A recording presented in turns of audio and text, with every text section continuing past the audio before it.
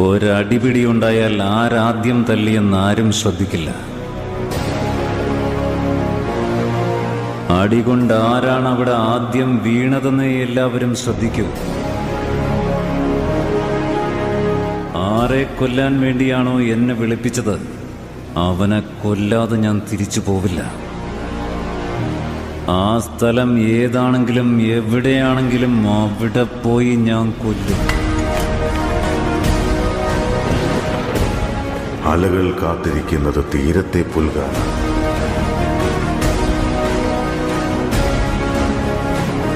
സൂര്യൻ കാത്തിരിക്കുന്നത് ആഴിയിൽ അസ്തമിക്കാനാണ്. ഇടിയും മിന്നലും മലകൾക്ക് പിന്നിൽ പോയി മറഞ്ഞു.